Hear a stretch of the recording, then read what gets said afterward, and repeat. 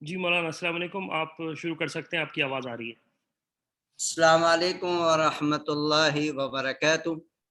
الحمد للہ رب العالمین والصلاة والسلام علی النبی الکریم وعلی آلہ واصحابہ اجمعین، اما بعد۔ مجھے امید ہے کہ آواز سبھی احباب کے پاس پہنچ رہی ہوگی۔ جی مولانا آ رہی ہے آواز۔ جیسا کہ میں نے آپ سے پچھلے ہفتے یہ بات عرض کی تھی کہ اگلا جو سیشن ہوگا جو ہم اس بار شروع کر رہے ہیں، یہ وقفے سوال و جواب پر منحصر ہوگا۔ اس میں آپ کی طرف سے سوالات اور قرآن و حدیث کی روشنی میں میری معلومات کے مطابق جوابات عرض ہوں گے، لیکن دو تین باتیں عرض کرنا مناسب سمجھتا ہوں کہ میں نے متعدد ذرائع سے یہ جاننے کی کوشش کی کہ کیا حکومت کی طرف سے اس نوعیت کی کوئی پابندی ہے کہ حجاج کرام صرف حج افرادی کر سکتے ہیں۔ تو مجھے ابھی تک کوئی ایسی اطلاع نہیں مل سکی کہ جس سے یہ پتہ چلتا ہو کہ حجاج کرام صرف حج افرادی کر سکتے ہیں۔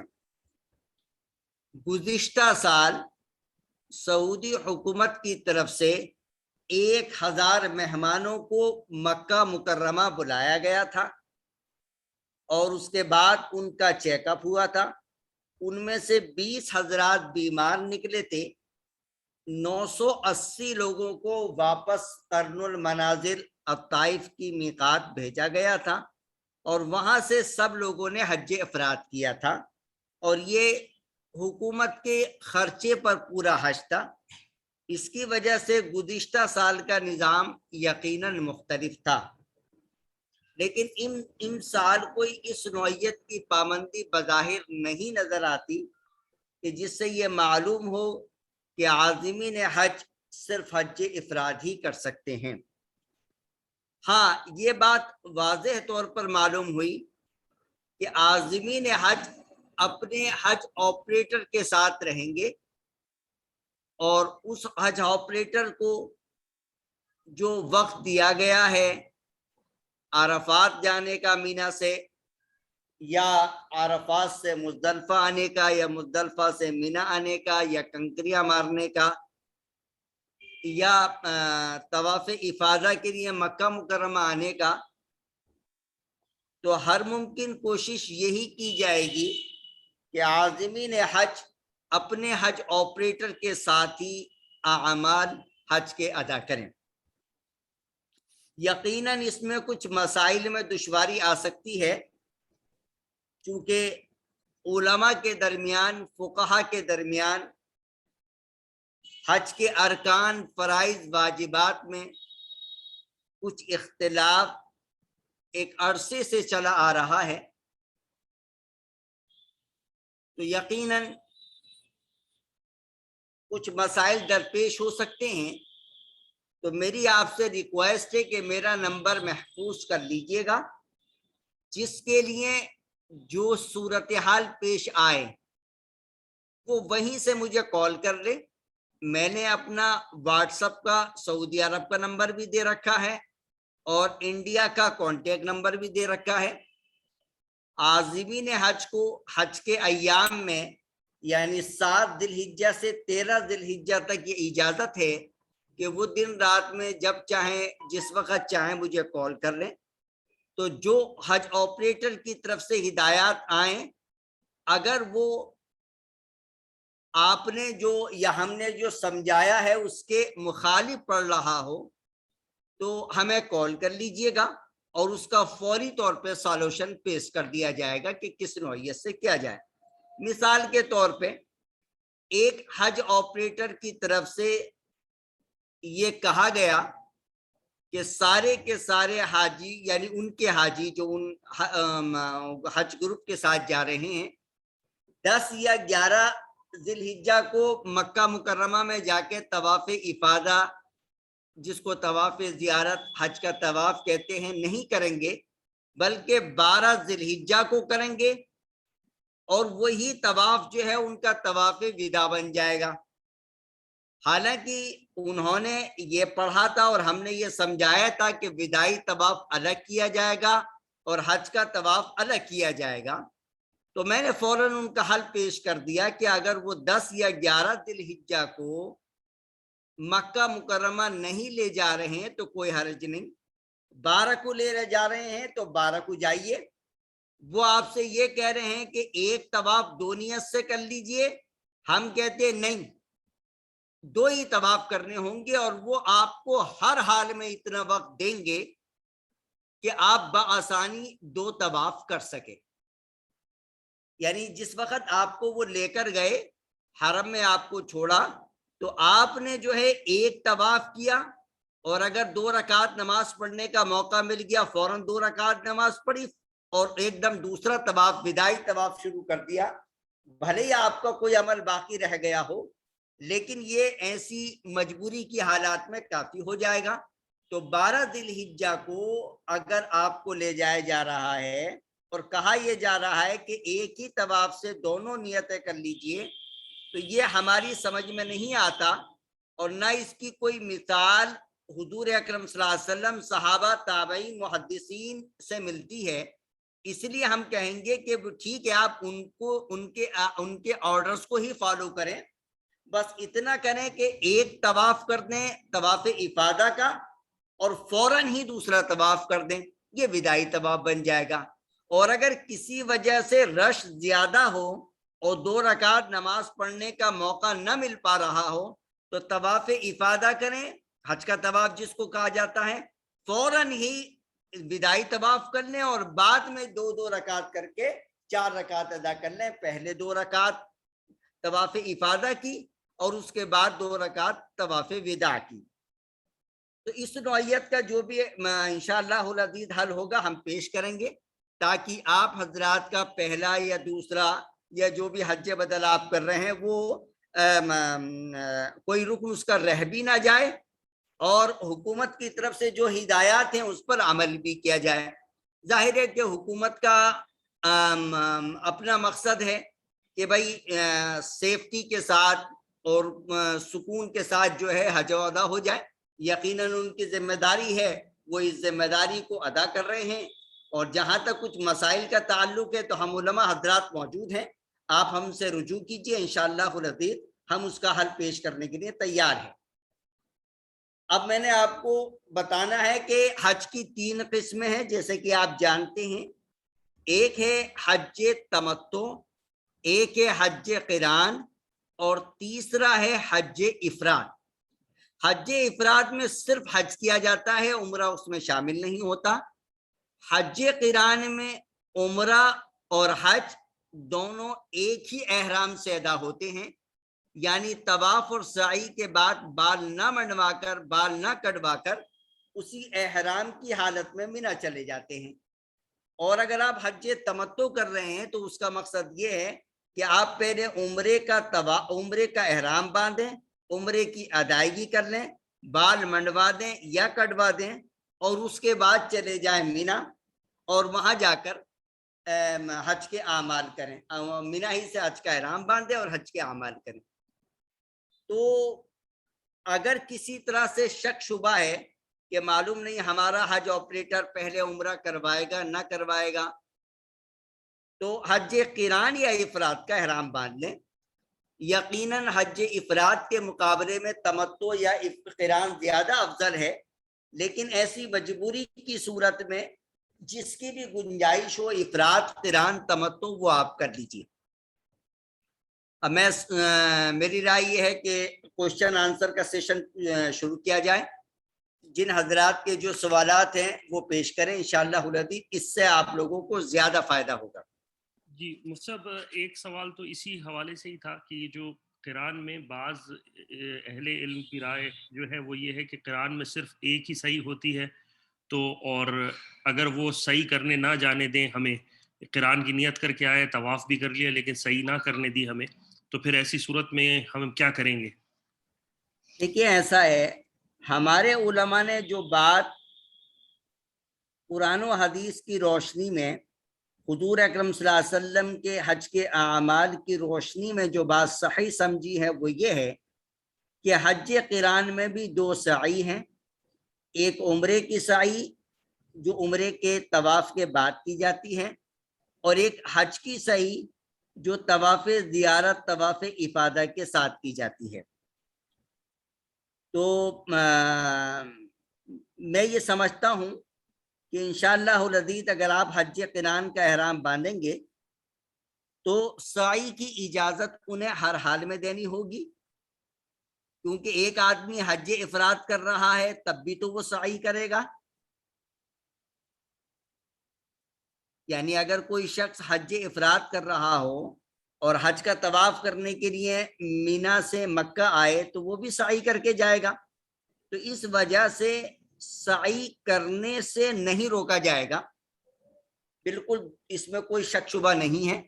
انشاءاللہ العزیز جو ہے وہ اگر کوئی شخص صفا مروہ کی سعی پہلے نہ کر سکا، اور طریقہ بھی یہی ہے کہ حج کی سعی جو ہے وہ حج کے طوافی کے بعد کی جائے، تو اس لیے اس پر کوئی پابندی نہیں لگائی جا سکتی، آپ دو طواف اور دو سعی ہی کریں حج قران میں۔ اگر خدا نخواستہ آپ کی دوسری سعی رہ جائے تو حج ادا ہو جائے گا، ایک دم آپ کو زندگی میں کبھی بھی ادا کرنا ہوگا۔ اگلا سوال۔ جی مصعب نیت کے حوالے سے تھا کہ ایک تو میقات پہ آپ وہ آواز آپ کی ہلکی آ رہی ہے۔ جی مولانا آپ ٹھیک ہے؟ جی جی مولانا ایک سوال تو اس حوالے سے تھا کہ جو لوگ میقات سے باہر رہتے ہیں اور وہ آ رہے ہیں ان کے لیے بہتر جو نیت کے لیے مسئلہ ہے وہ کہاں سے پھر وہ نیت کرنی چاہیے ان کو؟ دوسرا یہ کہ وہ گھر سے غسل کر کے جا سکتے ہیں، احرام ایئرپورٹ پہ پہن لیں، اور خواتین کے جو ہے وہ کہاں نیت کریں؟ یہ سارے تینوں ایک ساتھ ہی میں نے آپ کو بتا دی۔ دیکھیے ایسا ہے، اصل جو نیت اور تلبیہ کہی جاتی ہے وہ میقات پر۔ اب ظاہر ہے کہ اگر آپ پلین سے جا رہے ہیں تو میقات پہ تو پلین نہیں اترے گا، اور نہ میقات کے اوپر سے گزرے گا، بلکہ اس کا جو روٹ ہے اسی روٹ کے اعتبار سے وہ جائے گا جو میقات کے اوپر سے نہیں ہوتا ہے۔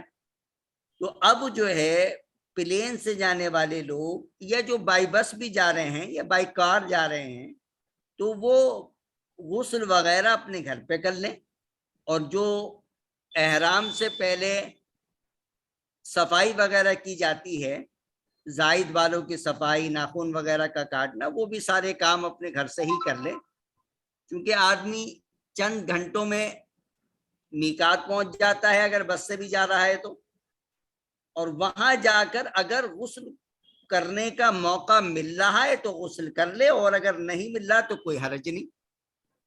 اور اگر آپ بائی پلین جا رہے ہیں تو آپ جو ہے نہا وہا لیے گھر، احرام کے کپڑے بھی چاہے تو گھر پہن لیں، کوئی حرج نہیں، اور چاہے تو ایئرپورٹ پہ جا کے باندھ لیں، لیکن ابھی نیت نہ کریں، تلبیہ نہ پڑھیں۔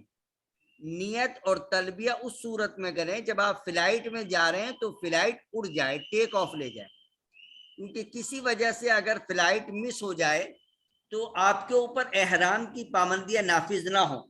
احرام کی چادریں پہننے سے احرام کی پابندیاں نافذ نہیں ہوتی ہیں، احرام کی چادریں پہننے کے بعد 2 رکعت نماز بھی پڑھ لیں اس سے بھی کوئی فرق نہیں پڑتا، اس سے بھی پابندیاں نافذ نہیں ہوتی، اس سے بھی احرام شروع نہیں ہوتا، وہ بھی آپ اپنے گھر سے ہی چاہے تو یا ایئرپورٹ پہ بھی چاہے تو ایئرپورٹ پہ بھی وہ 2 رکعت نماز پڑھ سکتے ہیں، کوئی حرج نہیں۔ لیکن نیت اور تلبیہ اس صورت میں کریں اگر آپ پلین سے جا رہے ہیں تو جب پلین اڑ جائے، اور جب پائلٹ اعلان کرے تو اس موقع پر بھی آپ جو ہے تلبیہ پڑھ لیں۔ اور اگر آپ بائی بس جا رہے ہیں اور آپ کا حج آپریٹر میقات پر روکے گا بس کو، تو اس صورت میں آپ باقی طہارت وغیرہ جو اپنے گھر سے کر کے جائیں، اور میقات پہ رکے تو ظاہر ہے وہاں موقع مل جائے تو غسل کر لیں، نہ موقع ملے تو صرف وضو کریں، 2 رکعت نماز پڑھیں، یا 2 رکعت نماز پڑھنا بھی ضروری نہیں ہے، اس لیے اگر کوئی عورت ناپاکی کی حالت میں ہے تو احرام باندھ لے گی، نماز نہیں پڑھے گی، نیت کر کے تلبیہ پڑھ لے گی۔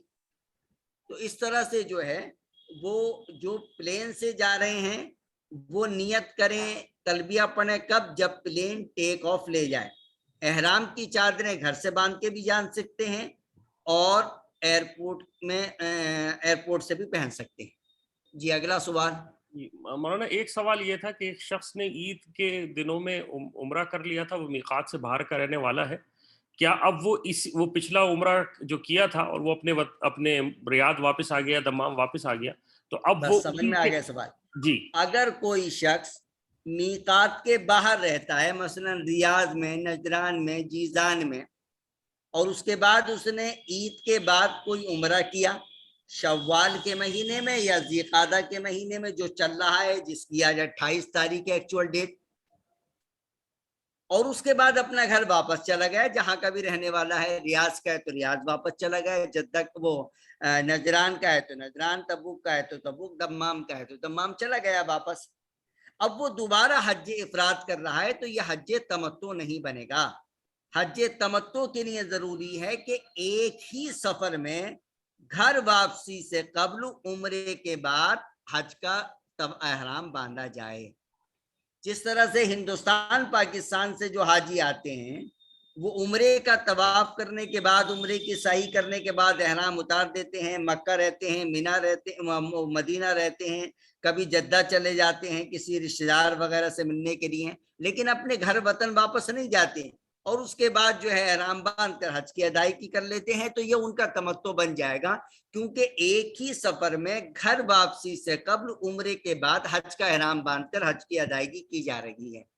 لیکن جو حضرات دمام سے یا ریاض سے جا رہے ہیں اس وقت حج کرنے کے لیے اور حج افراد کرنا چاہتے ہیں تو وہ حج افراد کریں، ان کا شوال یا ذیقعدے کا عمرہ جو ہے عمرے کی ادائیگی سے یہ حج جو ہے ان کا حج تمتع نہیں بنے گا۔ اگر وہ حج تمتع کرنا چاہتے ہیں اور ان کی اجازت مل رہی ہے اور آپریٹر اس کی گنجائش دے رہا ہے تو پھر اس صورت میں پہلے عمرے کا طواف کریں، عمرے کی سعی کر رہے ہیں، احرام اتار دیں بال کٹوا کر، پھر مکہ یا مینا ہی سے حج کا احرام باندھ کر حج کی ادائیگی کریں۔ جی مطلب ایک وہی سوال جو کہ اکثر ہم سننے کو وہ آتا ہے کہ ناخن اور بال جو کاٹنے ہیں وہ حاجیوں کا کیا حکم ہے؟ آج ایک دو دن میں حاجی حضرات پہلی ذی الحجہ کے بعد بھی، یعنی وہ حضرات جو حج کرنا چاہتے ہیں اور ان کا حج پرمٹ ایشو ہو چکا ہے تو وہ پہلی ذی الحجہ کے بعد احرام باندھنے سے پہلے ناخن وغیرہ کاٹ سکتے ہیں، کیونکہ ان کے لیے سنت طریقہ یہ ہے کہ احرام باندھنے سے پہلے زائد بالوں کی صفائی کر لیں اور ناخن وغیرہ کاٹ لیں۔ ٹھیک صاحب، ایک احرام کے اوپر جو انسان غسل کرتا ہے، غسل کے بعد خوشبو لگا سکتا ہے، اور اگر خوشبو جسم پہ لگائی اور خدا نہ خواستہ احرام پر وہ خوشبو آ گئی تو اس سے کوئی مسئلہ تو نہیں ہے؟ احرام کی چادریں پہننے سے پہلے غسل کرنے کے بعد جسم پر تھوڑی خوشبو لگانا سنت ہے۔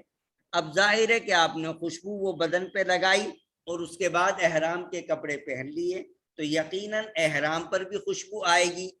اب آپ نے نیت کر کے تلبیہ پڑھی ہے لیکن وہ خوشبو پہلے کی باڈی پہ لگی ہوئی ہے تو اس سے کوئی حرج نہیں ہے۔ اچھا وہ صاحب، ایک سوال جو کہ اس وقت بظاہر وہ ہے کہ ماسک ہر وقت لگانا پڑے گا، اور دیکھیے ماسک کے لیے اچھا طریقہ یہ ہے جو سارے مسائل کا حل بھی ہے کہ بیچ بیچ میں تھوڑی دیر کے لیے، چاہے چند منٹوں کے لیے ہی کیوں نہ ہو، احرام کو ہٹا دیا کریں۔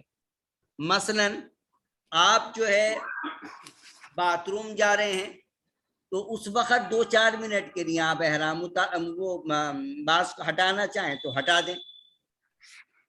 ویسے تو آپ اگر کنٹینیو بھی ماسک لگائے رہیں گے تب بھی کوئی حرج نہیں ہے، لیکن اگر ایک احتیاط پر عمل کرنا چاہیں تو یہ ہے کہ جیسے آپ سو رہے ہیں، ٹھیک ہے نہیں، یا مثال کے طور پہ جو ہے آپ ایسی جگہ پر ہیں جہاں فی الحال کوئی حاجی نہیں ہے اور آپ اس وقت چند لمحوں کے لیے، تھوڑی سی دیر کے لیے احرام وہ ماسک ہٹانا چاہیں تو اس کی گنجائش ہے، لیکن عمومی طور پہ ماسک لگا ہی رہنا چاہیے.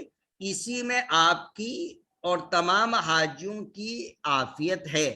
جب میڈیکل پوائنٹ آف ویو سے یہ بات کہی جا رہی ہے، اور صرف یہ مسئلہ کسی ایک ملک کا نہیں ہے بلکہ ساری دنیا کے ڈاکٹرز اور سائنسداں حضرات یہی کہہ رہے ہیں کہ ماسک کے استعمال سے اس مرض سے کافی حد تک بچا جا سکتا ہے، تو آپ حج کے دوران بھی ماسک کا استعمال کر سکتے ہیں.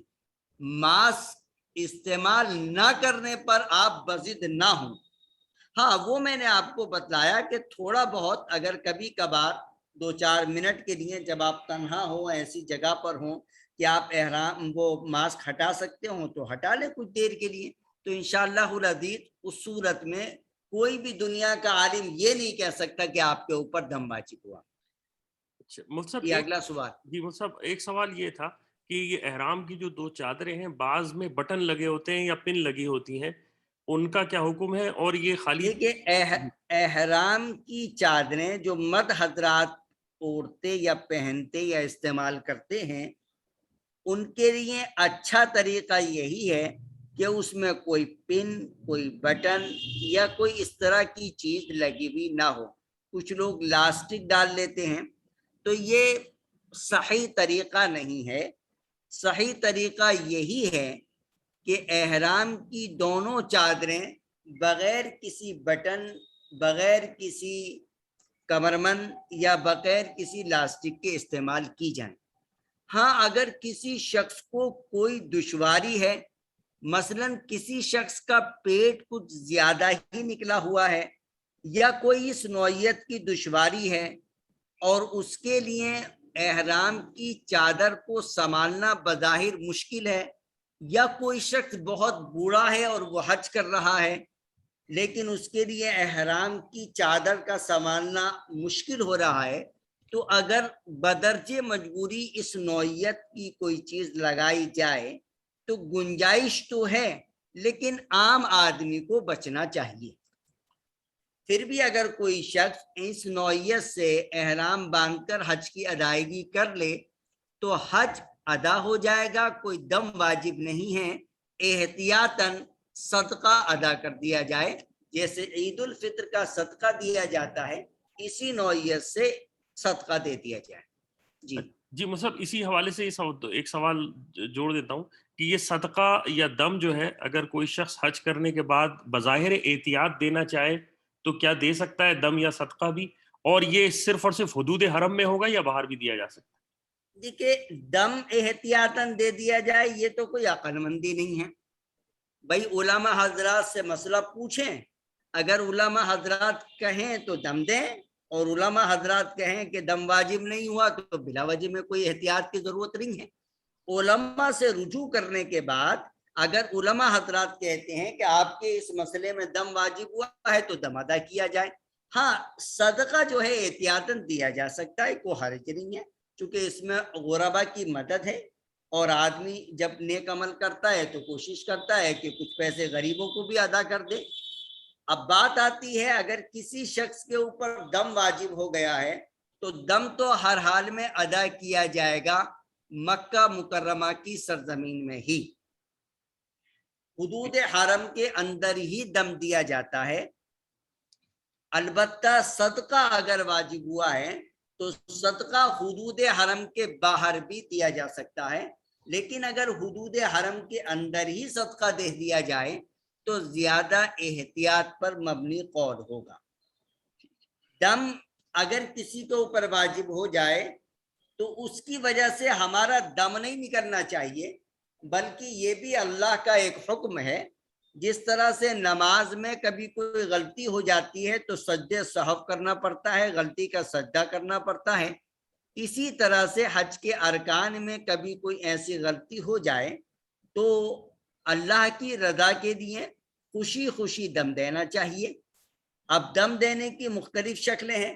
ایک تو سعودی حکومت کی سرپرستی میں چلنے والی ایک ویب سائٹ ہے agahi.org، اس پر آپ جب جائیں گے تو وہاں آپ کو 3-4 آپشن ملیں گے. ایک تو ہوتا ہے ہدی، ہدی تو ہوتا ہے حاجیوں کی قربانی، HADEE غالباً اس کی اسپیلنگ ہے ہدی۔ آپ حضرات اگر آن لائن حج قربانی کرنا چاہتے ہیں تو پھر ہدی والا آپشن لیں، اور اس میں جو ہے ایک فدیے کا آپشن ہوتا ہے، یہی دم والا ہوتا ہے۔ اس میں عقیقہ بھی ہے کہ کچھ حضرات اگر اپنا عقیقہ کرنا چاہتے ہیں تو وہ عقیقے کا آپشن لے لیں، اور ایک ہے اس میں اضحیہ۔ اضحیہ کا مطلب ہوتا ہے بقرہ عید کی قربانی۔ تو جو حضرات بقرہ عید کی قربانی کرنا چاہتے ہیں تو وہ اس آپشن کو اختیار کریں۔ تو حاجی حضرات حج قران اور حج تمتع میں جو قربانی واجب ہے اور حج افراد میں مستحب ہے، سنت ہے، وہ مستحب ہے، تو اس صورت میں وہاں آپشن دیا جائے گا حج کی قربانی کا ہدی، HADEE۔ اور اگر بقرہ عید کی کوئی قربانی کرنا چاہتا ہے اس ویب سائٹ کے ذریعے سے تو اس کو وہ آپشن لے گا اضحیہ۔ اور اگر کوئی آدمی عقیقہ کرنا چاہتا ہے تو عقیقے کا آپشن ہے، اور چوتھا آپشن ہے اس میں جو ہے وہ فدیے کا، یہی دم والا ہے، اس کو آپشن آپ لے لیجئے۔ ایک طریقہ تو یہ ہوا۔ دوسرا طریقہ یہ ہے کہ آپ کے کوئی دوست احباب متعلقین میں مکہ مکرمہ میں رہتے ہیں تو وہ ایک بکرا ذبح کر کے اس کا گوشت غربا میں تقسیم کر دیں۔ یہ جو آن لائن پیمنٹ ہوتا ہے یہ ظاہر مہنگا ہوتا ہے، اور اگر آپ کا کوئی جاننے والا وہاں پر موجود ہے تو وہ ظاہر ہے وہ اس سے آدھی قیمت میں کم میں دم ادا ہو جائے گا۔ اور مصب یہ دم جو ہے وہ کبھی بھی ادا ہو سکتا ہے ایام حج میں؟ ہاں، دم دیکھیے، دم جو ہے بعد میں کسی وقت بھی دیا جا سکتا ہے، لیکن دیا جائے گا حدود حرم کے اندر ہی، لیکن جتنی جلدی دم دے دیا جائے اسی میں خیر اور عافیت ہے۔ یہ مصب ایک اہم سوال تھا کہ وہ کون سے حج کے اہم ارکان ہیں جس کو نہ کرنے سے حج ادا ہوگا ہی نہیں، یا حج کے ختم ہونے کا جو خطرہ؟ حج کے فرائض ہیں، جی حج کے جو ارکان ہیں جو ہم نے آپ کو پہلے بتلایا تھا، اگر حج کے ارکان میں سے کوئی رکن چھوٹ گیا، مثال کے طور پہ احرام کی نیت، یا جو ہے عرفہ کا وقوف، یا اسی طرح سے جو ہے وہ حج کا طواف، ان اعمال میں سے اگر کوئی ایک عمل بھی چھوٹ گیا تو اس صورت میں آپ کا حج ادا نہیں ہو سکتا، چاہے آپ ایک سے زیادہ جو ہے دم ادا کر دیں۔ اور کچھ اعمال ایسے ہوتے ہیں جیسے کنکریاں مارنا، یہ حج کے واجبات میں سے ایک واجب ہے۔ عرفات کے بعد مزدلفہ میں رات گزارنا یہ واجب ہے۔ یا جو ہے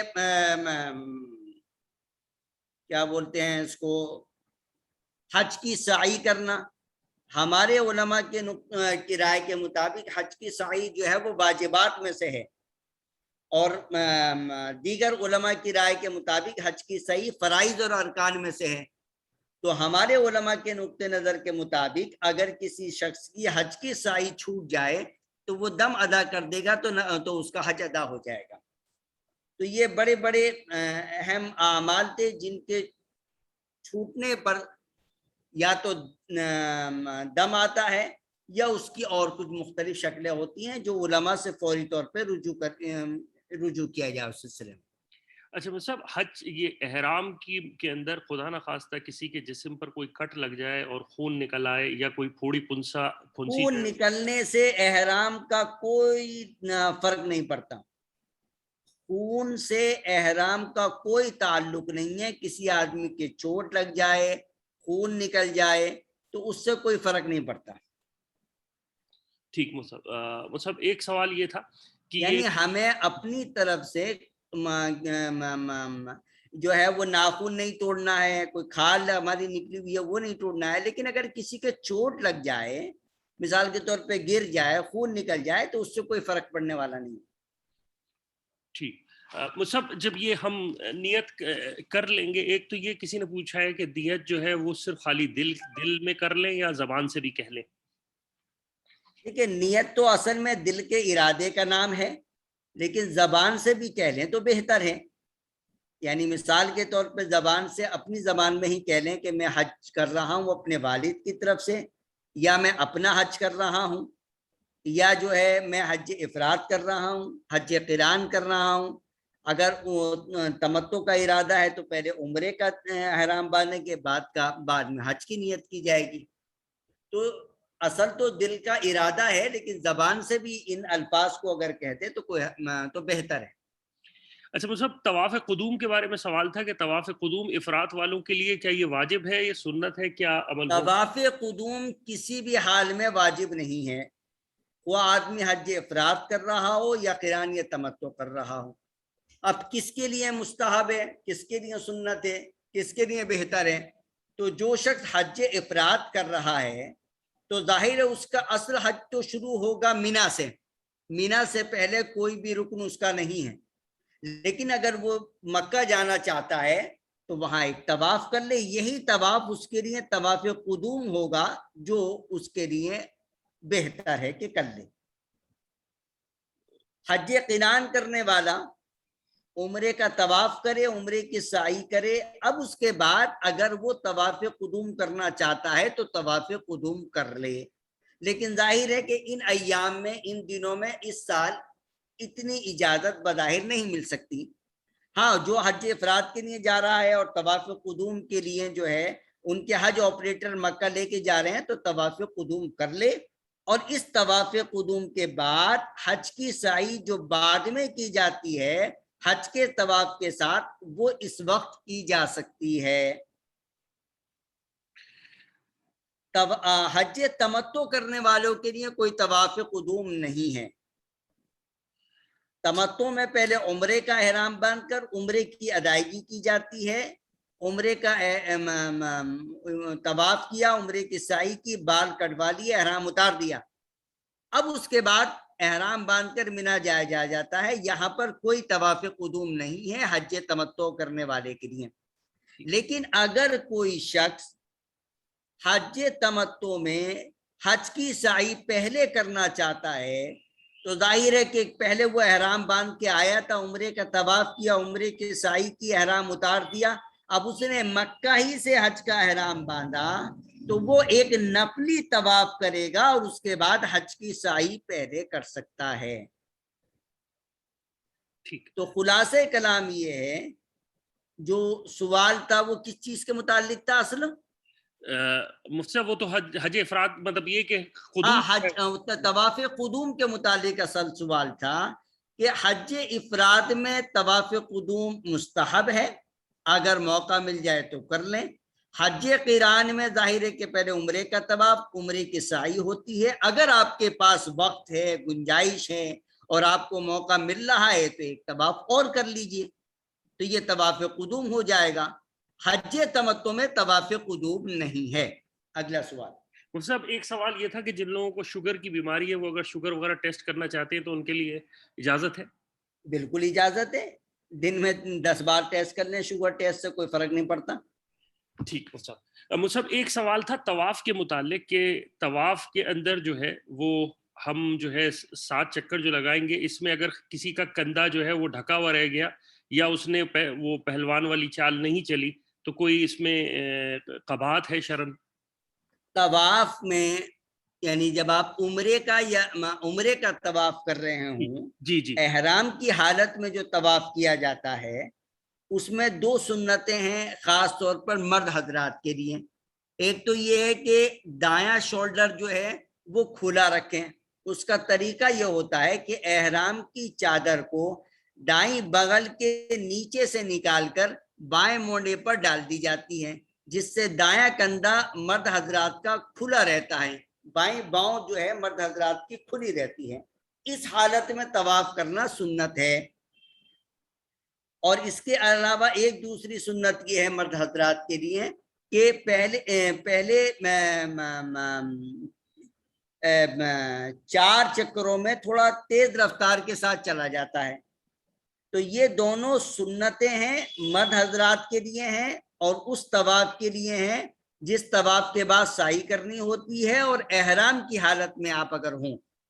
مثال کے طور پہ اگر آپ حج کا طواف کرنے کے لیے مینا سے سارے اعمال کرنے کے بعد آئے ہیں تو عام کپڑے میں آئیں گے، اس صورت میں دائیں شولڈر کو خالی رکھنے کی کوئی تک نہیں ہے، کیونکہ آپ تو احرام اتار کر آئے ہیں۔ تو جس طواف میں آپ احرام کی حالت میں ہیں اور اس کے بعد آپ کو سعی بھی کرنی ہے، اس طواف کے لیے یہ 2 سنتیں ہیں، مرد حضرات کے لیے۔ दाएं शोल्डर को खुला रखना और इब्तिदाई चक्करों में थोड़ा तेज चलना, ये सुन्नत है। अगर इसमें कोई चीज रह जाए, मिसाल के तौर पे दायां शोल्डर खुला नहीं रख पाया, या मिसाल के तौर पे दायां शोल्डर सिर्फ तवाफ के दौरान खुला रहता है, आप भूल गए और सफा मरवा की साई भी इसी हालत में कर ली, तो उससे कोई हरज नहीं। बस ये बात अच्छी तरह से समझ लीजिएगा कि एहराम बांधने से लेके एहराम के उतारने तक दोनों शोल्डर को ढककर रखना है। सिर्फ तवाफ की हालत में दाएं कंधे को खुला रखना चाहिए। कुछ लोग जब एहराम बांधते हैं तब से ही दाएं कंधे को खुला रखते हैं, ये तरीका अच्छा नहीं है। अच्छा तरीका ये है कि एहराम बांधने से लेके एहराम उतारने तक हमारे दोनों शोल्डर पर चादर पड़ी होनी चाहिए। दाहिना कंधा जो खोला जाता है ये सिर्फ तवाफ के दौरान, यानी आप सफा मरवा की साई कर रहे हैं, उम्रे की सफा मरवा की साई कर रहे हैं, तो उसमें हमारा दायां कंधा खुला रहना चाहिए। तवाफ की 2 रकात नमाज आप पढ़ रहे हैं तो उसमें आपके दोनों कंधे खुले रहे, दोनों कंधे ढके रहने चाहिए। आप मीना में हैं, मुजदलिफा में हैं, अरफात में हैं, एहराम की हालत में हैं, तो उस सूरत में आपके दोनों कंधे खुले वो ढके रहने चाहिए।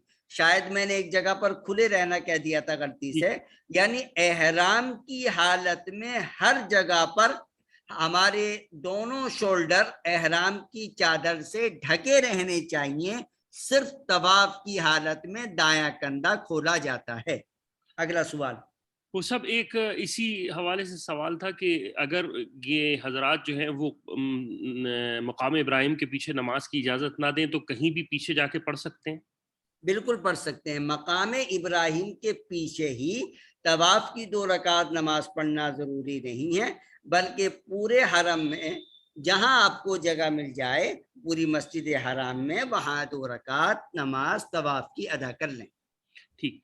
मुझसे एक सवाल ये था कि अगर खुदा न खास्ता तवाफ के दौरान किसी इंसान का वजू टूट जाए तो वो ऐसी सूरत में क्या वो उसको वजू लाजिम करना होगा या वो उसको तवाफ बगैर वजू के तवाफ नहीं होता।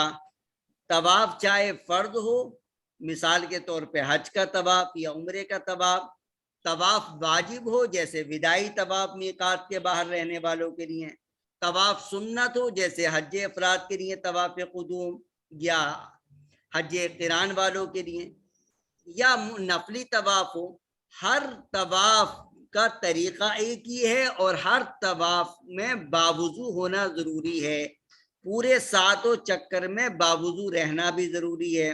अगर तवाफ के दौरान वुजू टूट जाए तो वहीं से तवाफ को खत्म कर दें और वुजू करें।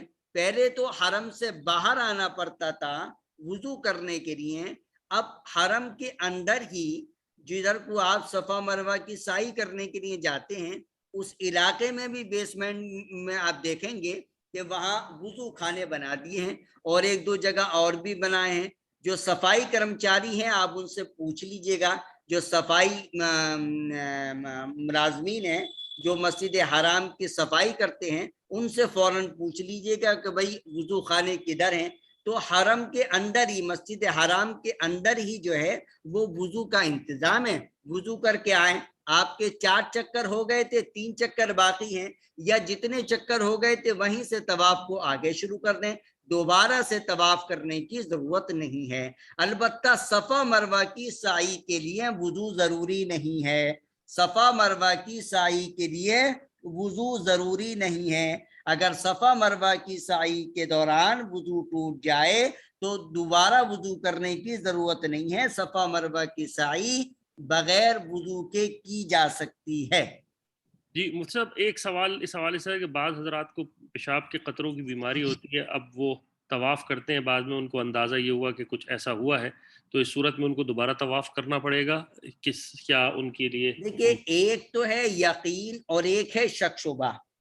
इस्लाम ने शक शुबे को मिटाने की कोशिश की है।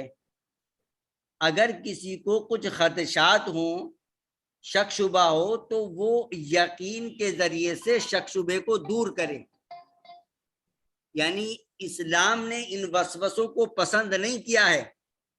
اور مسئلہ یہ ہے کہ ایک شخص نے وضو کیا تھا, ظاہر یقین ہے کہ میں نے وضو کیا تھا, اب اس کے ٹوٹنے میں شک شبہ ہو رہا ہے, تو شریعت کہتی ہے کہ وضو نہیں ٹوٹا, وہ واقعی ٹوٹ بھی گیا ہو, لیکن چونکہ اسے وضو ٹوٹنے کا یقین نہیں ہے, تو شریعت کہتی ہے کہ شک کے ذریعے سے یقین ختم نہیں ہو سکتا. وضو یقینی طور پر کیا گیا تھا, اس کے ٹوٹنے کا شبہ ہو رہا ہے, تو وضو مانا جائے گا. تو اس طرح کے جو وسوسے آتے ہیں, حتی الامکان ان وسوسوں کو دور کرنا چاہیے. یہ کوئی اچھی علامت نہیں ہے. بعض لوگوں کو یہ بیماری ہوتی ہے کہ وہ ذرا سی بات پر شک شبہ کرتے ہیں اور وضو دوبارہ کرنے چلے جاتے ہیں. حتی الامکان ایسے شک و شبہات کو دور کرنا چاہیے, اور بلا وجہ جو ہے وہ باتھ روم جا کر اپنا احرام نہیں چیک کرنا چاہیے کہ میرا وضو تو نہیں ٹوٹ گیا, میرا وضو تو نہیں ٹوٹا. اس لیے ان شک و شبہات کو دور کرنا چاہیے, اور جو یقینی بات ہے اسی پر عمل کریں. ہاں, اگر کسی شخص کو یہ یقین ہو جائے, یا یقین کی حد تک بات ہو جائے کہ کچھ قطرات نکل آئے ہیں, تو اس کو دوبارہ وضو کرنا چاہیے.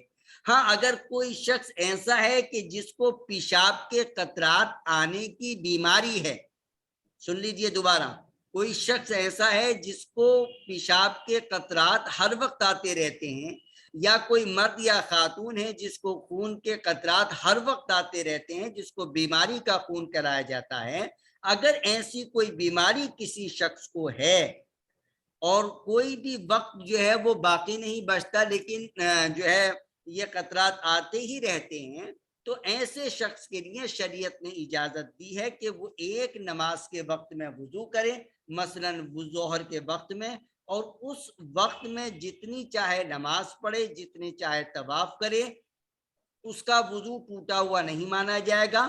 وضو یقینی طور پہ ہوگا جب دوسری نماز کا وقت شروع ہو جائے گا, مثلا عصر کی نماز کا وقت, تو پھر اس کو دوبارہ وضو کرنا ہوگا. اور مغرب تک اس دوران جتنا چاہے وہ نماز, ظاہر ہے کہ عصر سے مغرب تک نفل نمازیں نہیں ہوتی ہیں, لیکن قرآن کی تلاوت کرنا چاہے, طواف کرنا چاہے, تو وہ کر سکتا ہے. تو سب ایسی صورت میں احرام تبدیل کرنا پڑے گا اگر کوئی شخص واقعی شرعی مریض ہے؟ دیکھیے, کچھ قطرات تو شریعت اسلامیہ میں معاف ہیں. آدمی جو ہے اپنی ہتھیلی کو سامنے رکھے, اور ہتھیلی کے جو اندر کا حصہ ہے جو گڈھے کی شکل میں ہوتی ہے, آدمی اگر اپنے پنجے کو, ہاتھ کو جو ہے وہ سیدھا کرے, تو ہتھیلی کا جو اندرونی حصہ ہے, جو ہندوستان پاکستان میں جو 1 روپیہ کانسے کا پہلے آیا کرتا تھا بڑا, آج کل تو جو ہے نا سب لوگوں نے کنجوسی سے کام شروع کر دیا ہے, اب 5 کا اور 10 کا نوٹ بھی چھوٹا بنانا شروع کر دیا ہے. لیکن آج سے 20 سال 25 سال 30 سال پہلے جو 1 روپیہ کانسا کا آیا کرتا تھا کافی بڑا, اس سے کم مقدار میں اگر ناپاکی لگی ہوئی ہو, تو ایسی مجبوری میں نماز وغیرہ پڑھی جا سکتی ہے. ٹھیک. مجھ صاحب, یہ طواف کے حوالے سے ہی ایک سوال تھا کہ بعض حضرات بیمار ہوتے ہیں, تو کیا وہ ویل چیئر پر طواف کر سکتے ہیں, اور اگر کوئی تندرست آدمی ویل چیئر پہ طواف کر لے تو اس کا کیا حکم ہوگا؟ دیکھیے, آدمی ہو یا عورت, مرد ہو یا عورت, طواف جو ہے چل کر ہی کرنا چاہیے. بلا وجہ میں ویل چیئر کا استعمال کرنا صحیح نہیں ہے, ایک تو مسئلے کے اعتبار سے بھی, اور دوسرا یہ ہے کہ ویل چیئر کی وجہ سے یقیناً دوسرے حاجیوں کو بھی دشواری ہوتی ہے, پریشانی ہوتی ہے. اس لیے بلا وجہ ویل چیئر کا استعمال نہ کریں. صفا مروہ کی سعی کے دوران تو کچھ جگہ ایسی بنائی ہے کہ جس میں جو ہے ویل چیئر کا استعمال کیا جاتا ہے, لیکن وہاں پر بھی جو ہے حاجی لوگ جو ہے سعی کرتے ہوئے نظر آتے ہیں. کبھی کبھی ویل چیئر والے پیدل چلنے والوں کی جگہ پر بھی آ جاتے ہیں. یقیناً یہ غلط ہے. خلاصہ کلام یہ ہے کہ ویل چیئر کا اگر استعمال کیا جائے تو اس صورت میں کیا جائے جب واقعی ویل چیئر کی ضرورت ہو. اچھا مولانا, آج کل جو ہے وہ صحیح کے اندر ایک الیکٹرانک وہ گاڑیاں انہوں نے لے آئے ہیں अगर किसी शख्स के साथ एक ऐसा मरीज है लेकिन उसको चलाना उसको मजबूरन पड़ती हाँ, है। जो आदमी व्हील चेयर को चला रहा है या इलेक्ट्रॉनिक मशीन को चला रहा है या किसी और चीज पर अपनी अम्मी या अपनी वालिद साहब को जो उनके साथ हज कर रहे हैं उनको जो है व्हील चेयर पे वो करा रहा है तवाफ, तो उसका खुद भी तवाफ या साई उसमें हो जाती है। यानी मिसाल के तौर पर मैं अपने किसी करीबी रिश्तेदार को तवाफ करा रहा हूँ व्हील चेयर पर और मैं जो है उसको चला रहा हूँ, तो मेरा तवाफ या मेरी साई उसमें अदा हो जाएगी। जी सब आजकल जो ये जो दूसरी इलेक्ट्रॉनिक गाड़ियां आई हैं इसमें 2 बंदे बैठ सकते हैं, तो उसको मजबूरी है कि जो मरीज है उसको साथ लेके चलना है, तो ऐसी सूरत में उसका भी हो जाएगा जबकि वो सेहतमंद है लेकिन वो हाँ, बैठ। देखिए हत्तर इम्कान कोशिश करें, कोई मजबूरी है तो अलग बात है, तवाफ तो अदा हो जाएगा, साई तो हो जाएगी। ठीक। मुफ्ती साहब एक सवाल तमत्तु के हवाले से था कि जब तमत्तु में उम्रा कर लिया तो उसके बाद हज के एहराम पहनने के लिए क्या नहाना ज़रूरी है, और क्या हम 8 तारीख को जाके अपने खेमों में एहराम पहन सकते हैं? 2 सवाल किए गए कि जी हज तमत्तो का आपने हराम बांधा। पहली बात यह है कि अब शुरका की तादाद बढ़ गई है, तो इसलिए दोबारा ये वजाहत करना समझता हूँ ज़रूरी समझता हूँ कि हुकूमत की तरफ से कोई ऐसी गाइडलाइंस नहीं है कि जिसमें ये कहा गया हो कि आज़मीन हज हज तमत्तो नहीं कर सकते हैं। हमारी मालूमात के मुताबिक इस नौइयत की कोई हिदायत अभी तक नहीं आई हैं। हाँ, ये हिदायत जरूर है कि हज के हज ऑपरेटर के साथ ही आमाल करें, तो अपने हज ऑपरेटर से बात करें कि वो किस वक्त लेकर जाएगा, कब लेकर जाएगा, तो उसके एतबार से जो मसाइल आपको दरपेश आए मुझे आप कॉल कर लीजिएगा, मैं इंशाअल्लाह अज़ीज़ आपका हर वक्त जवाब देने के लिए तैयार रहूंगा व्हाट्सएप के जरिए से, और इंशाअल्लाह अज़ीज़ कॉन्टेक्ट नंबर भी आपको दे रखा है, दोबारा दे दूंगा। अब बात आती है किसी शख्स ने हज तमत्तो का एहराम बांधा था, उम्रे की अदायगी के बाद बाल कटवा लिए। अब नहाना जरूरी नहीं है, नहाना गुस्ल करना जरूरी नहीं है, अगर मौका मिल जाए तो गुस्ल कर लें, और वक्त नहीं है, गुंजाइश नहीं है, तो आप बगैर गुस्ल के भी एहराम बांध सकते हैं। 2 रकात नमाज पढ़ने का मौका मिल जाए तो पढ़ लें, ना पढ़ना चाहें तो ऐसे ही नियत कर सकते हैं। अब दूसरा सवाल किया गया कि उम्रे का तवाफ, उम्रे की साई कर ली, बाल मंडवा लिया, अब हम मीना में चले गए और मीना में अपने खेमों में ही में 8 तारीख की सुबह को हज का एहराम बांधना चाहें तो ये बिल्कुल जायज है, आप ऐसा कर सकते हैं। आपको दोबारा मक्का आने की जरूरत नहीं है, क्योंकि बाद हज ऑपरेटर 7 तारीख को ले जाते हैं और उसके बाद 7 के बाद वाली जो रात आती है, जो 8 का दिन निकलने से पहले जो रात होती है, उसमें वो मिना के खेमों में वो होते हैं। अब वो रात एहराम के बगैर गुजारना चाहते हैं तो वो 8 जिलहिज्जा की सुबह को अपने खेमों ही में हज का एहराम बांध लें। अगला सवाल। जी सब एक सवाल ये था कि तमत्तो का करने वाले ने अपने बाल वाल मुंडवा लिए लेकिन शायद वो पहले अपने नाखून वगैरह नहीं कटा सका था, तो क्या नाखून काट सकता है आम उम्रे से? हाँ हाँ, जाहिर है, यानी एक शख्स हज तमत्तो कर रहा है, उम्रे का तवाफ किया, उम्रे की सही की, बाल मंडवा लिए, बात खत्म हो गई। अब वो हज का एहराम बांधने से पहले नाखून वगैरह काटना चाह रहा है तो बिल्कुल काट सकता है। ठीक। वो सब एक सवाल ये था कि वो वो कौन सा आखिरी वक्त है कि जहां पर इंसान को हज की जो तमत्तो वाला है खास तौर पर, वो कब अपनी नियत मिना के खेमे में पहुंचने में जोहर से पहले पहले नियत कर ले, ये लाजिम है उसके लिए? नहीं, 8 तारीख को भी जोहर से पहले करना कोई जरूरी नहीं है। अच्छा। 8 तारीख को तो बेहतर तरीका ये है, सुन्नत तरीका ये है कि जोहर से पहले पहले एहराम बांध ले और जोहर, असर, मगरिब, ईशा और रात वहां गुजारे और फजर की नमाज वहां पढ़े, यानी जोहर से पहले उसका एहराम बन जाना चाहिए, ये अच्छा तरीका है।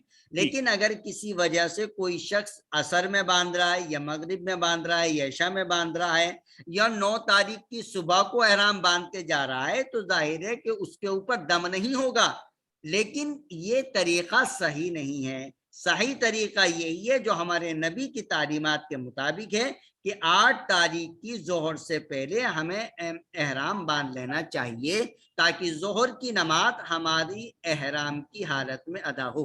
ठीक। وہ سب मिना के जो ये अमाल हैं इसके बारे में बता दीजिए, और जो कसर नमाज पढ़नी है या जो पूरी नमाज पढ़नी है और कहाँ पढ़नी है वो भी बता दीजिए, मतलब। देखिए, जी। इस सफर में ज्यादातर हाजी मुसाफिर हैं,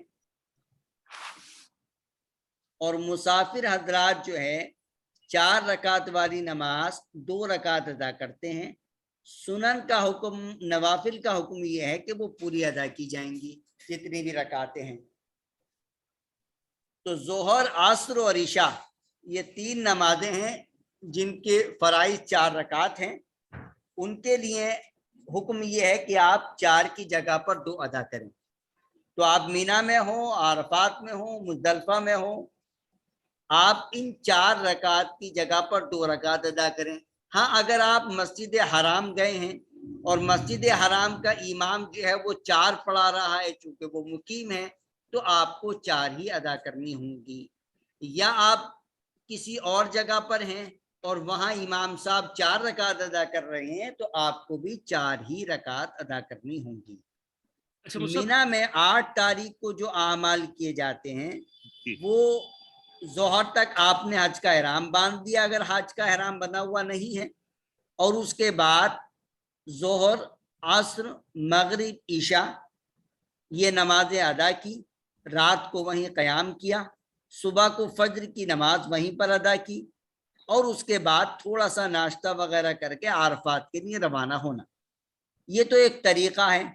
अब आज का आपका हज ऑपरेटर अगर किसी वजह से आपको रात में ही लेकर जाना चाहता है, यानी आपने जोहर, असर, मगरिब, ईशा की नमाज अदा कर ली, और हज ऑपरेटर की तरफ से ये हिदायत है कि आपको अभी 10 बजे, 11 बजे, 12 बजे या 2 बजे मीना से अरफात जाना है, तो आप जा सकते हैं, बल्कि उन्हीं के साथ आपको जाना चाहिए, वरना बड़ी दुश्वारी होगी। क्योंकि ये 5 नमाजें मीना में अदा करना वाजिब नहीं है बल्कि सुन्नत है। अब जाहिर है कि हुकूमत की हिदायत की वजह से कुछ हाजियों को रात में ही ले जाया जाता है, तो अगर आपके हज ऑपरेटर की तरफ से ये हिदायत हो कि रात को 11 बजे या 12 बजे या 2 बजे मीना से आरफात जाना है, तो आप चले जाइए, कोई हर्ज नहीं। अब उसके बाद आरफात पहुंचे। अरफात में आपको उसूली तौर पर जोहर, असर की नमाज मस्जिद नमरा में जोहर के वक्त में अदा करनी है, लेकिन अगर आप मस्जिद नमरा ना पहुंच सकें तो फिर उस सूरत में जोहर की नमाज जोहर के वक्त में और असर की नमाज असर के वक्त में अदा करें। इसी में एहतियात है, यही हमारे उलमा फरमाते हैं। अब उसके बाद मगरिब तक आपको अरफात के मैदान में रहकर खूब दुआएं मांगनी हैं। अरफात के मैदान में एक पहाड़ी है जिसका नाम है जबल रहमा। अगर जबल रहमा तक आपको ले जाया जा रहा है और आप जा सकते हैं, तो आप उसके करीब, पहाड़ी पर चढ़ने की कोई जरूरत नहीं है, उसके करीब खड़े होकर किबले की तरफ रुक करके दुआ करें। हुजूर अकरम सल्लल्लाहु अलैहि वसल्लम ने इसी जगह पर वकूफ किया था, यानी मगरिब तक खड़े होकर दुआएं की थी। लेकिन जबल रहमा के करीब ही जाना जरूरी नहीं है, पूरे अरफात के मैदान में कहीं से भी खड़े होकर किबले की तरफ रुक करके दुआएं करें। खड़े खड़े थक जाएं तो बैठकर दुआ करें, थोड़ी देर लेटना चाहें तो लेट भी जाएं। वक्तन फवक्तन तलबिया पढ़ते रहें, लब्बैक अल्लाहुम्मा लब्बैक, लब्बैक ला शरीक लक लब्बैक, इन्नल हम्द वन निअमत लक वल मुल्क ला शरीक लक। पहले भी बता चुका हूं, अब दोबारा बता रहा हूं। एहराम बांधने से लेकर 10 तारीख को आखिरी जमरे पर पहली कंकरी, 10 जिलहिज्जा को पहला जो जमरा आता है उस पर कंकरियां नहीं लगती, बीच वाला जो जमरा आता है उस पर कंकरियां नहीं लगती, आखिरी जो बड़ा जमरा है उस पर पहली कंकरी जैसे ही आप मारेंगे या मारेंगी तो आपका ये तलबिया बंद हो जाएगा। एहराम बांधने से लेके पहली कंकरी मारने तक वक्तन फवक्तन मर्द हजरात को बुलंद आवाज के साथ थोड़ी और ख्वातीन को आहिस्ता आहिस्ता ये तलबिया पढ़ना चाहिए। इन औकात में खूब दुआएं करें, अल्लाह का जिक्र करें, कुरान की तिलावत करें, बहसो मुबाहिसे में ना पढ़ें। अगर आप मुझको मुस्तनद आलिम समझते हैं तो मेरी बात पर अमल करें, या किसी दूसरे आलिम को मुस्तनद समझते हैं तो उसकी बात पर अमल करें। جو کتاب آپ کے سامنے رکھی ہوئی ہے اس کتاب کے مطابق عمل کریں، لیکن بحث و مباحثہ ہرگز نہ کریں۔ انشاءاللہ العزیز سب کا حج مقبول اور مبرور بنے گا۔ جھگڑا نہ کریں، اللہ تبارک و تعالی نے جھگڑا کرنے سے منع فرمایا ہے۔ اختلاف کیا جا سکتا ہے، لیکن ایسے موقع پر اختلاف کو بھی پسے پش ڈال دینا چاہیے۔ ہماری جو رائے ہے یا آپ نے جس علماء سے بات صحیح سمجھی ہے اس کے مطابق اس پر عمل کریں۔ تو مینا میں آپ رہے 8 تاریخ کو، جی 9 تاریخ کی صبح کو عرفات کے میدان میں گئے۔ عرفات کے میدان میں آپ ظہر تک کچھ آرام ورام کرنا چاہیں آرام کر لیجئے، اور عموماً جو ہے ظہر اثر کی نماز کے بعد حج آپریٹر کی طرف سے مندی اور کبسہ وغیرہ کھلایا جاتا ہے، تو آپ یقیناً جو ہے کھانا ضرور کھائیں، لیکن اتنا نہ کھائیں کہ اس کے بعد آپ کو 1-2 گھنٹہ سونا پڑ جائے۔ یہ بہت قیمتی وقت ہے آپ کا۔ کھانا آپ کو بعد میں بھی مل جائے گا، اس سے اچھا مل جائے گا، مسالے دار بھی مل جائے گا، کباب بھی مل جائیں گے، لیکن یہ قیمتی وقت آپ کو دوبارہ نہیں ملنے کا ہے۔ تو اس وجہ سے وہ حج آپریٹر کی طرف سے ظہر اثر کی نماز کے بعد جو کھانا دیا جاتا ہے ضرور کھائیں، لیکن اتنا کھائیں کہ اس کے بعد آپ کو بہت زیادہ نیند نہ آئے۔ اچھا، بعض جگہوں پر ہم نے دیکھا ہے کہ وہ ریڈیو کے ذریعے سے یا ٹی وی پر جو خطبہ آ رہا ہوتا ہے اس کو خیموں میں جو مائک چل رہا ہوتا ہے اس میں چالو کر دیتے ہیں، اور اس کے بعد وہاں جو نماز ہو رہی ہوتی ہے تو اسی کے ضمن میں اسی کے تحت نماز پڑھنا شروع کر دیتے ہیں۔ یہ جائز نہیں ہے۔ نہ سعودی علماء، نہ ہندوستانی علماء، نہ پاکستانی علماء، غالباً میری معلومات کے مطابق پوری دنیا کے علماء اس بات پر متفق ہیں کہ یہ ٹی وی کے ذریعے سے جو ٹیلی کاسٹ ہو کے پروگرام آپ کے خیمے میں پہنچ رہا ہے اس کے پیچھے آپ نماز نہیں پڑھ سکتے۔ خطبہ سن سکتے ہیں، نماز آپ کو اپنی ہی پڑھنی ہوگی، خواہ خیمے میں جماعت کے ساتھ ادا کریں یا تنہا اپنی اپنی نماز ادا کریں۔ خیموں میں اگر آپ کے خیمے میں ظہر اثر کی نماز اگر جماعت کے ساتھ ظہر کے وقت میں ادا کی جا رہی ہے، جیسے کہ بعض علماء کی رائے ہے، تو آپ ان کے ساتھ ظہر کی نماز ظہر کے وقت میں ادا کریں۔ جب وہ عصر کی نماز ادا کریں ظہر کے وقت میں تو آپ نفل کی نیت کریں، بھاگیں نہیں، تاکہ اختلاف پیدا نہ ہو۔ آپ ان کے پیچھے ہی عصر کی نماز وہ عصر کی نماز پڑھ لیں ہوں گے، آپ نفل کی 2 رکعت نیت کر لیجئے، اور اس کے بعد جب عصر کا وقت ہو تب آپ جا کے عصر کی نماز ادا کر لیں۔ مغرب تک آپ کو خوب دعائیں کرنی ہیں۔ سورج کے ڈوبنے کے بعد آپ عرفات کا میدان چھوڑنا ہے۔ یہاں حج آپریٹر کی بات کسی حال میں نہیں ماننی۔ مغرب سے پہلے عرفات کا میدان نہیں چھوڑنا، نہیں چھوڑنا، نہیں چھوڑنا، اور اس کے بعد مزدلفہ آنا ہے۔ مزدلفہ میں رات گزارنی ہے۔ ویسے تو فجر کے بعد وہاں سے نکلا جاتا ہے، لیکن بعد حج آپریٹر کی طرف سے یہ تعلیمات آپ کو ملیں گی کہ آپ کو 12 بجے، 2 بجے، 3 بجے نکلنا ہے۔ بعض مرتبہ ہم نے یہ بھی دیکھا ہے کہ 10 بجے سے حج آپریٹر جو ہے دہائی مچانا شروع کر دیتے ہیں۔ آدھی رات سے پہلے کسی بھی حال میں مزدلفہ کا میدان نہیں چھوڑنا۔ کوئی بھی انسٹرکشن حکومت کی طرف سے اس نوعیت سے نہیں آ سکتی کہ جس سے ہمارا حج خراب ہو یا ہمارے اوپر دم واجب ہو۔ اس لیے مزدلفہ میں آدھی رات گزارنے کے بعد ہی جو حضرات خواتین کے ساتھ ہیں وہ آدھی رات کے بعد آ سکتے ہیں۔ باقی اصل طریقہ یہی ہے کہ فجر کی نماز وہاں پڑھیں اور اس کے بعد مینا آئیں۔ مینا پہنچ کر براہ راست آپ جمرہ جانا چاہتے ہیں تو جمرہ چلے جائیں۔ آپ کا اگر حج آپریٹر آپ کو سیدھا جمرہ لے کر جانا چاہتا ہے تو جمرہ لے جائیں۔ آپ کو اگر خیمے لانا چاہتا ہے تو خیمے میں آ جائیں، اور اس کے بعد جب آپ کا حج آپریٹر جائے کنکری مروانے کے لیے تو کنکری مارنے کے لیے جائیے گا۔ کنکری جب آپ 7 دفعے میں 7 کنکریاں مار لیں تو اس کے بعد قربانی کریں۔ قربانی میں کچھ آگے پیچھے ہو جائے تو انشاءاللہ العزیز کوئی دم نہیں ہوگا، لیکن کنکری مارنے سے پہلے بال نہیں منڈوائیں کسی بھی حال میں۔ بال منڈوانا ہمارے اختیار میں ہے، کنکری مارنا ہمارے اختیار میں ہے۔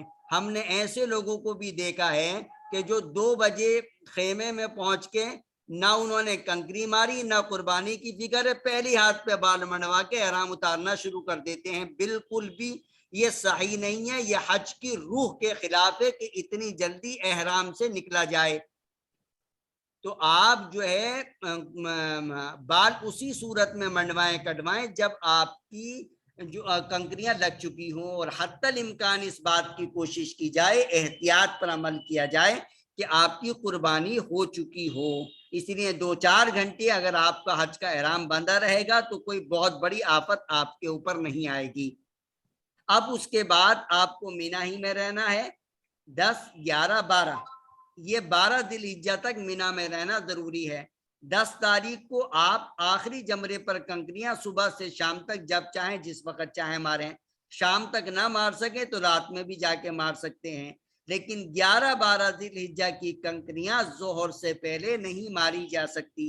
سعودی علماء حضرات کا بھی یہی فتویٰ ہے جو ہمارے علماء حضرات فرماتے ہیں، لیکن معلوم نہیں کیوں ظہر سے پہلے بھی بعد حج آپریٹر کی طرف سے کنکریاں مارنے کے لیے لے جایا جاتا ہے۔ اگر لے جایا جائے تو یہ غلط ہے۔ اس کے بعد آپ کو ایک دن مکہ آ کر 10، 11، 12 ذی الحجہ میں کسی وقت بھی مکہ آ کر حج کا طواف اور حج کی سعی کرنی ہوگی۔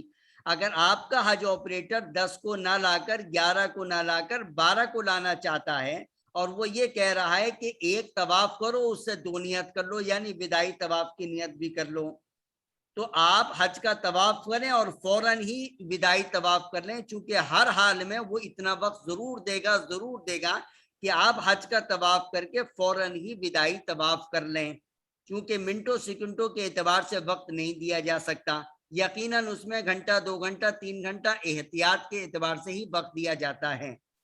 تو اس لیے حج کا طواف کرنے کے بعد اگر وہ 12 ذی الحجہ کے بعد دوبارہ نہیں لا رہا ہے تو وداعی طواف بھی 12 تاریخ کو ہی کر لیں۔ اسی طرح سے اگر کوئی حج آپریٹر 10 کو لا رہا ہے اور اس کے بعد وہ مکہ 12 یا 11 کو نہیں لا رہا ہے تو بدرجہ مجبوری وداعی طواف بھی 10 یا 11 تاریخ کو کیا جا سکتا ہے، اس کی گنجائش ہے۔ دوبارہ سن لیجئے، وداعی طواف اصولی طور پہ آخری امر ہونا چاہیے، لیکن اگر کسی حج آپریٹر کی طرف سے یہ کہا جا رہا ہے کہ 10 تاریخ کو یا 11 تاریخ کو جو حج کا طواف کرنا ہے، آپ حج کے طواف کے ساتھ ہی وداعی طواف کی نیت بھی کر لیں، تو آپ نیت نہ کریں لیکن ایک طواف فوراً ہی کر لیں تو وہ طواف ودا بن جائے گا۔ پہلا طواف طواف افادہ جو حج کا طواف ہے، اور دوسرا طواف آپ کا بن گیا وداعی طواف۔ اب اس کے بعد مینا آ جائیں اور 11 اور 12 ذی الحجہ کو کنکریاں ماریں، کوشش یہی کریں کہ 11-12 ذی الحجہ کی کنکریاں آپ کی ظہر سے پہلے نہ لگیں۔ ٹھیک، مصعب ایک سوال یہ تھا کہ مسجد نمرہ یا خطبہ سننا، اگر کوئی شخص خطبہ نہ سن سکا تو کیا اس پر خطبہ سننا ضروری نہیں ہے۔ ایک سیکنڈ رک جائے، ادھر ایک فون ہے میرا۔ جی السلام علیکم۔ ابھی نہیں پہنچی، ابھی نہیں پہنچی۔ وسام جی فرمائیے۔ جی مصعب وہ خطبے کا ہی پوچھا تھا، خطبے کا واجب ہے یا ضروری نہیں، ہے؟ خطبے کا سننا ضروری نہیں ہے، مسجد نمرہ جانا ضروری نہیں ہے، جبل رحمہ پر جانا ضروری نہیں ہے۔ آپ عرفہ کے جس خیمے میں پہنچے ہیں وہیں پر مغرب تک رہیں، کوئی حرج نہیں ہے، وہیں بیٹھ کے دعا کریں، اللہ ساری دعا سن رہا ہے۔ ٹھیک، مصعب ایک یہ سوال یہ تھا کہ پہلی کنکری جو پہلے دن کی کنکری ہے وہ طلوع آفتاب کے بعد ہی لگے گی، پہلے تو نہیں لگے گی؟ بعض آپریٹر رات کو ہی لگوا دیتے ہیں۔ صبح صادق کے بعد لگنے کی گنجائش ہے، طلوع آفتاب کے بعد لگے تو یہ بہتر ہے۔ ٹھیک، لیکن یہ نہیں ہے کہ فجر سے پہلے ہی جو ہے وہ رات کو اندھیرے میں لگوا دیں؟ نہیں، وہ غلط ہے، وہ غلط ہے۔ اگر کسی نے مار لی صبح صادق کے بعد اگر لگی ہے تب تو دم واجب نہیں ہوگا۔ ٹھیک، صبح صادق کے بعد گنجائش ہے، طلوع آفتاب کے بعد بہتر وقت ہے، لیکن صبح صادق سے پہلے مثال کے طور پہ فجر کی اذان کا وقت اگر 4 بجے ہے تو 4 بجے سے پہلے جو ہے کنکریاں نہیں ماری جا سکتی۔ ٹھیک، مصعب ایک سوال یہ تھا کہ اگر کسی آپریٹر نے غلطی سے لگوا دی تو وہ دوبارہ جا کے صبح جا کے مار لے تو کوئی دم تو نہیں آئے گا اس پر؟ نہیں، اگر اس نے مار لی دوبارہ جا کے تو کوئی حرج نہیں، دم نہیں۔ ٹھیک۔ اسی طرح سے 11-12 ذی الحجہ کو اگر کسی حج آپریٹر نے ظہر سے پہلے کنکریاں لگوا دی تو ظہر کے بعد، عصر کے بعد، مغرب کے بعد، حتیٰ کہ رات میں بھی جا کے کنکریاں مار لے، کوئی حرج نہیں۔ اچھا مصعب، مزدلفہ کے اندر جو ہے وہ رات کو کوئی خاص عبادت ہے؟ مزدلفہ کی رات میں سونا بھی حضور سے ثابت ہے اور عبادت کرنا بھی حضور سے ثابت ہے۔ خود قرآن کریم میں وضاحت بھی موجود ہے کہ مشعر حرام کے بعد جو مزدلفہ میں ایک بہت بڑی مسجد ہے، وہاں پہنچ کر اللہ کا ذکر کرو۔ تو اس لیے مزدلفہ کی رات میں عبادت بھی کریں، سو بھی لیں، یعنی جو بھی اللہ آپ کو توفیق دے، قرآن کی تلاوت کریں، اللہ کا ذکر کریں اور خوب دعائیں کریں۔ اچھا مصعب، کنکریاں مارنے کا یہ ہے کہ اگر کسی نے غلطی سے 6 کنکریاں یا اس کی کنکری میں کوئی تعداد کمی رہ گئی تو اس کے لیے کوئی دم آئے گا؟ اگر زیادہ کنکریاں لگ چکی ہیں تب تو دم نہیں آئے گا، ٹھیک، ایک آدھ کنکری رہ گئی تو صدقہ آتا ہے۔ تو یہ تو پوری تفصیلات پہلے پتہ ہوں گی، جیسے پہلے دن کی 7 میں سے اگر اکثر کنکریاں لگ چکی ہیں تو دم نہیں آئے گا۔ ٹھیک۔ اچھا مصعب، ایک سوال یہ تھا کہ کنکری جو مارنا ہے، کنکری آپریٹر دے گا تو اس میں بھی گنجائش ہے کہ آپریٹر والی کنکری لے لیں یا مزدلفہ سے ہی اٹھانا لازم ہے؟ نہیں، مزدلفہ سے لینا ضروری نہیں ہے، اگر حج آپریٹر کی طرف سے کنکریاں مل رہی ہیں تو جی۔ آپ ان کو بھی جا کے مار سکتے ہیں۔ اچھا مصعب، اگر کنکری خدا نخواستہ کنکریاں وہاں پر کم پڑ جائیں تو کسی دوسرے سے لی جا سکتی ہیں، کسی دوسرے سے؟ گنجائش ہے۔ جی گنجائش ہے، ٹھیک۔ اچھا مصعب، کنکریاں مارتے وقت دعاؤں کا کیا مقام ہے وہ بتا دیجئے۔ دیکھیے، اس حج کے پورے سفر میں آپ کو دعاؤں کا خاص اہتمام رکھنا چاہیے۔ کہاں کہاں یہ بتائیں میں آپ کو۔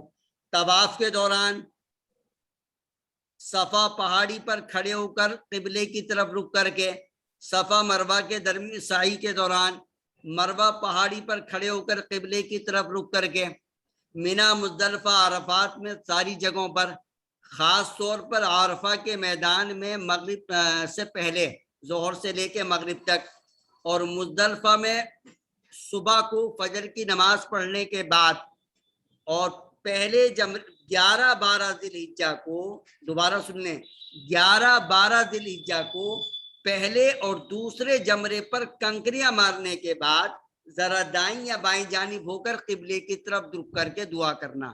یہ عام طور پہ لوگ بھول جاتے ہیں، پہلے دن تو چونکہ آخری جمرے پر کنکریاں ماری جاتی ہیں اس لیے جو ہے وہاں دعا نہیں کی جاتی، لیکن 11 ذی الحجہ اور 12 ذی الحجہ کو پہلے اور دوسرے جمرے پر بھی کنکریاں ماری جاتی ہیں۔ پہلے اور دوسرے جمرے پر کنکریاں مارنے کے بعد قبلے کی طرف رک کر کے دعا کرنی چاہیے، لیکن وہیں جمرے کے پاس کھڑے ہو کر رہیں جس سے دوسروں کو دشواری ہو، بلکہ تھوڑا دائیں یا بائیں جانب ہو جائیں جس سے لوگوں کو دشواری نہ ہو۔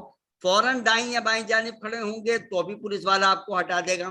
تھوڑا سا آگے ہو کر دائیں طرف یا بائیں طرف ہو جائیں، یعنی جو جس پل کے اوپر آپ چل رہے ہیں اس پل کے بالکل آخری دائیں طرف یا آخری بائیں طرف ہو جائیں تو وہاں آپ کو پولیس والا 2-4 منٹ کھڑے ہونے دے گا، وہاں قبلے کی طرف رک کر کے دعائیں کریں۔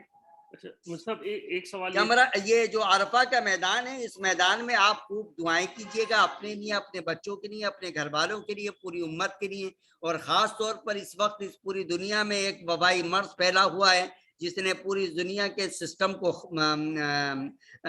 متاثر کیا ہوا ہے، ہر شخص جو ہے پریشان ہے۔ اللہ تعالیٰ سے آپ لوگ خوب دعائیں کیجئے، اللہ تبارک و تعالیٰ اس وبائی مرض کے خاتمے کا فیصلہ فرمائے، اور ہم بھی یہ دعا کرتے ہیں کہ اللہ تعالیٰ آپ کو اس وبائی مرض سے محفوظ رہ کر حج کرنے والا بنائے، اللہ تعالیٰ آپ کے حج میں آسانیوں کا معاملہ فرمائے۔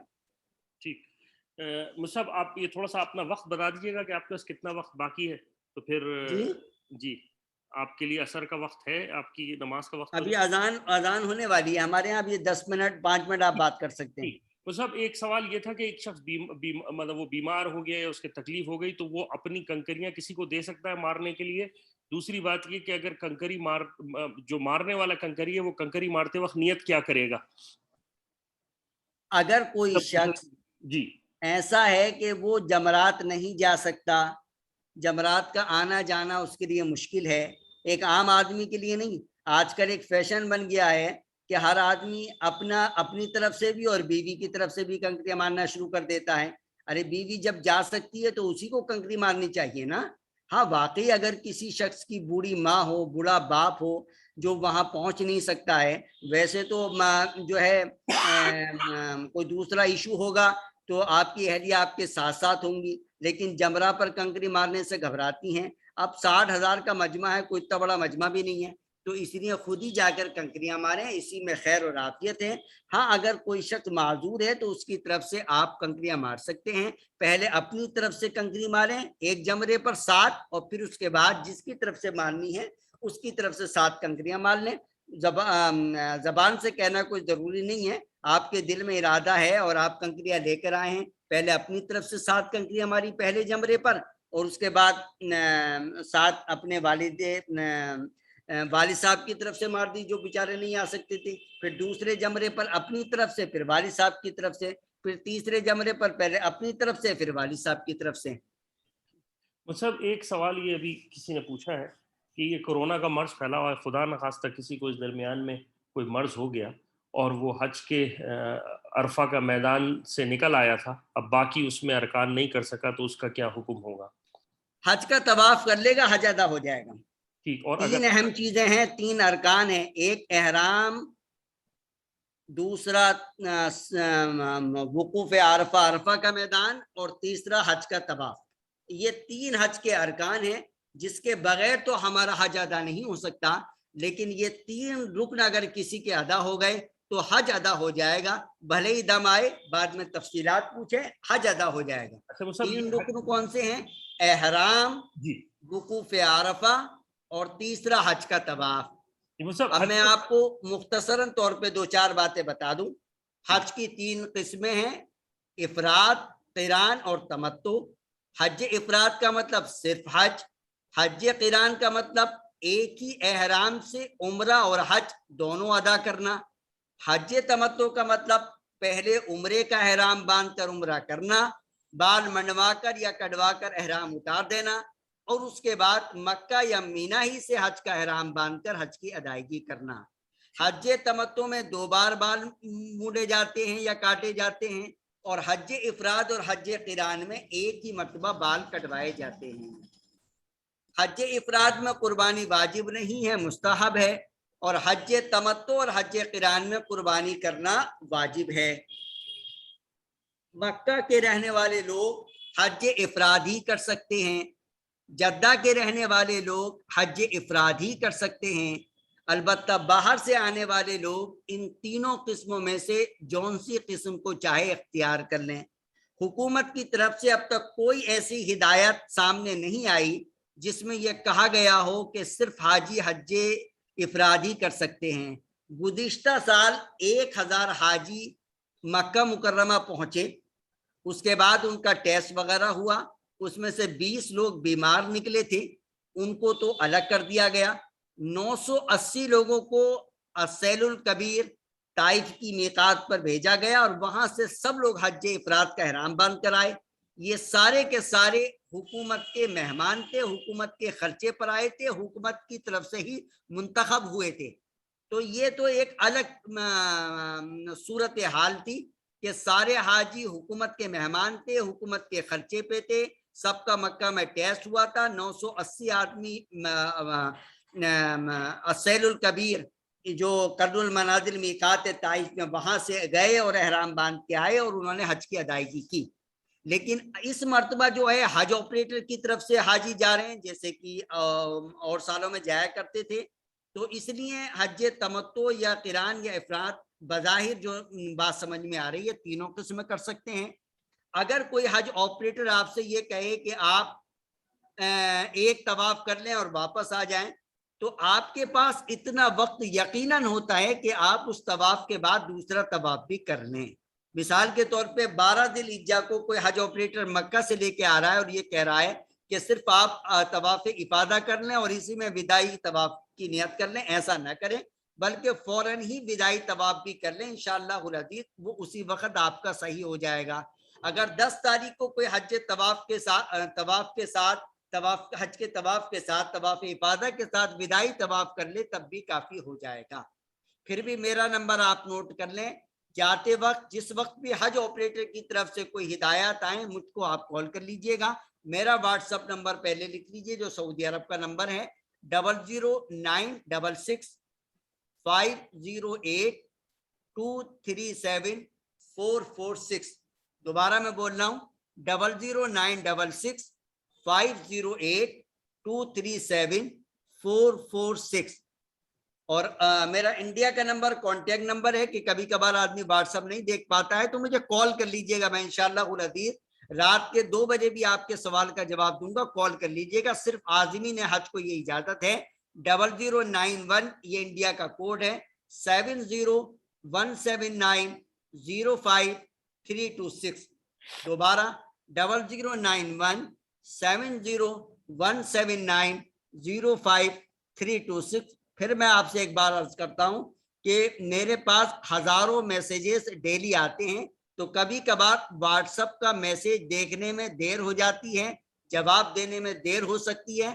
اگر کوئی ایمرجنسی ہو تو آپ کال کیجئے گا 00917017905326. اللہ آپ کے حج کو آسان بنائے, اللہ آپ کے حج کو قبول فرمائے, اللہ تبارک و تعالی خیر و عافیت کے ساتھ یہ حج مبارک پوری طرح سے صحیح ادا ہو جائے. اللہ تعالیٰ آپ کے حج کو حج مبرور بنائے. اللہ تعالیٰ آپ کا یہ حج جو ہے آپ کی زندگیوں میں تبدیلی لے کر آئے. وآخر الدعوانا ان الحمد للہ رب العالمین. السلام علیکم ورحمۃ اللہ وبرکاتہ. آخری درخواست آپ حضرات سے یہ ہے کہ اس بندے ناچیز کو بھی اپنی دعاؤں میں یاد رکھیے گا. جزاکم اللہ احسن الجزا. مفتی صاحب میں ایک بس چھوٹا سا سوال, یہ جی وہ آئی تھی, گزارش آئی تھی کہ ایک حج کے حساب سے کوئی اصلاحی بیان اگر آپ کا ہو جائے اس درمیان. اگلے جمعہ میں رکھ لیں گے انشاءاللہ. یہ اگلے جمعہ میں کون سی تاریخ پڑے گی؟ مصحف وہ تو شروع ہو جائے گا اس وقت ایام میں, تو درمیان میں پیر منگل بدھ کے درمیان میں رکھ سکتے ہیں کسی دنوں میں. ہاں رکھ لیجئے کوئی بات نہیں انشاءاللہ میں حاضر. بتا دیجئے ابھی تاکہ سارے لوگ سن لیں. منگل کے دن سعودی وقت کے مطابق سب 9:30 9:15 بجے رکھیں.